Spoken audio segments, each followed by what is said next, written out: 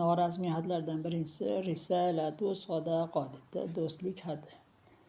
Azizi Yasir, azizim Yosir.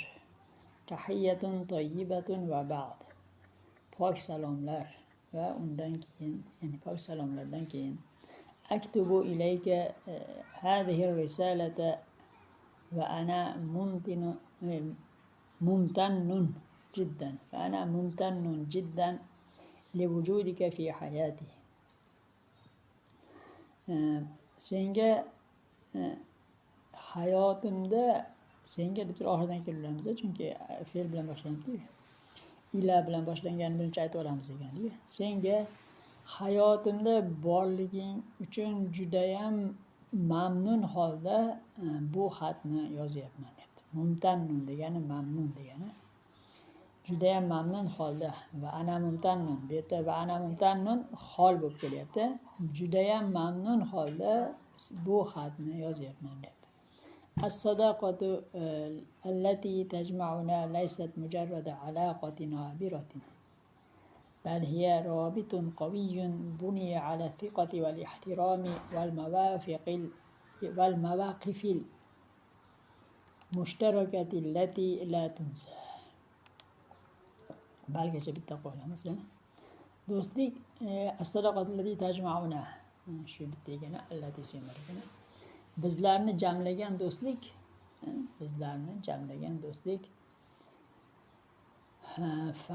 faqatgina abiro degani o'tkinchi munosabat emas deyapti.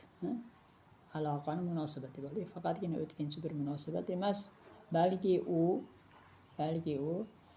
endi oxiridan kelamiz. La tunsa, unutilmaydigan.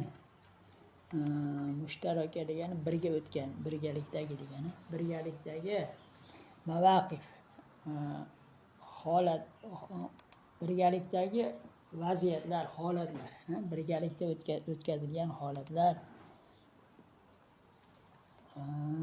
va al-ihtirom va hurmat va as-siqa, ishonch ustiga qurilgan kuchli aloqadir deyapti. Al-mawaqif al-mushtaraka o'zi bir uyg'un vaziyat degani, uyg'un vaziyat bir yoki uyg'un bir o'xshab ketadigan, mushtarak o'xshash deganiz, o'xshash holat, mavqifun holat, o'rin, mansab degan narsalari bor.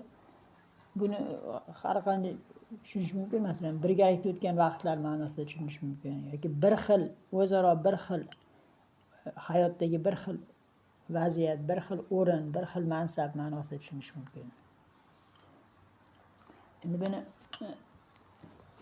o'zaro o'xshash bo'lgan holatlar desak ham bo'ladi yoki birgalikda o'tgan vaqtlar desak ham bo'ladi. Endi lekin ustiga qurilgan degani uchun o'zaro uyg'un bo'lgan, senga ham menga ham o'zidan bir xil bo'lgan, o'xshash bo'lgan vaziyatlar, holatlar ustiga qurilgan desak ham bo'ladi. Endi agar bundan ham chiroyliroq so'z topa olsanglar, uni qo'yib yuborsanglar ham mayli.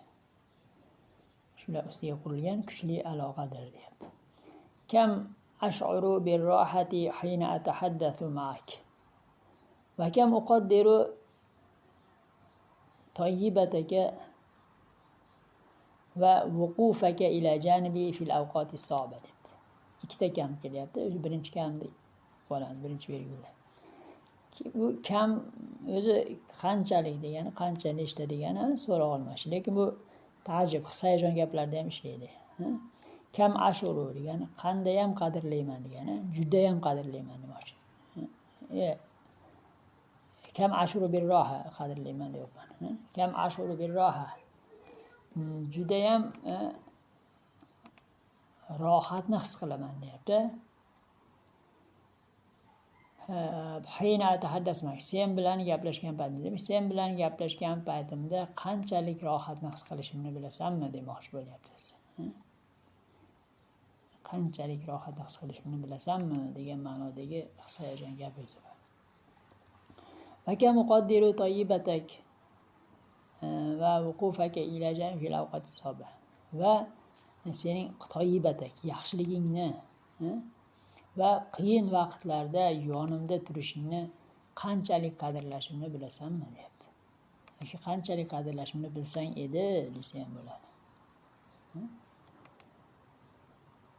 Ya'ni juda ham qadrlayman degan ma'nosida bo'lyapti. Faqat bu his hayajonga shu kam bilan berilyapti. Qanchalik qadrlashimni bilasanmi yoki qanchalik shunaqa qilishimni bilsang edi deb aytamiz. Bizda ham bor shu narsa. Aftaqidu hadithana tawilata va ضحكاتنا التي كانت تملأ المكان.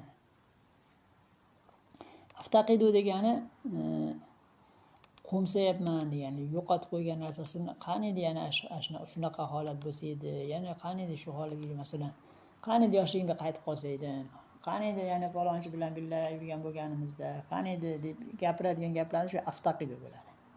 Yo'q bo'lib qolgan. Endi yana shu narsani yana qaytib kelsa edi deyapman, qaytib kelishni xohlayapman degan ma'noda aftaqidu deydi. Qo'msayapman degan so'z ishlaydi bizda. Hadisana at-tawila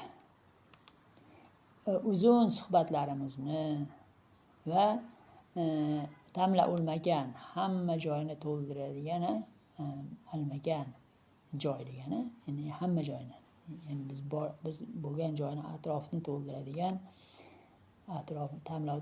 atrofni to'ldiradigan lohkatina kulgularimizni qo'msayapman.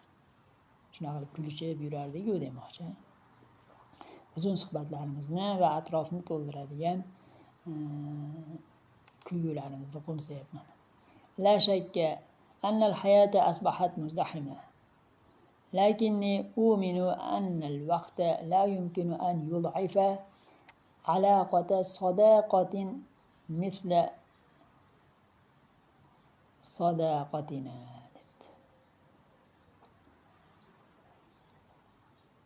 La shakka, shubhasiz, albatta hayot asbahat muzdahima deyapti.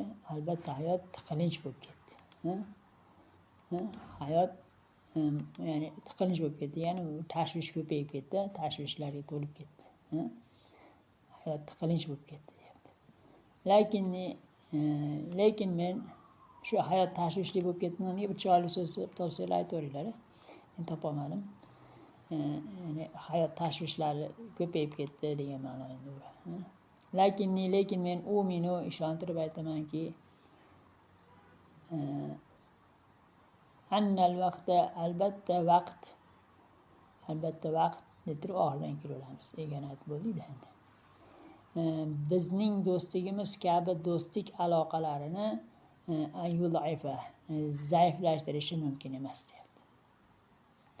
Atamanna an natamakkana min al-liqa'i qariban va an nasta'ida tilka al-lahazat al-jamila allati kunna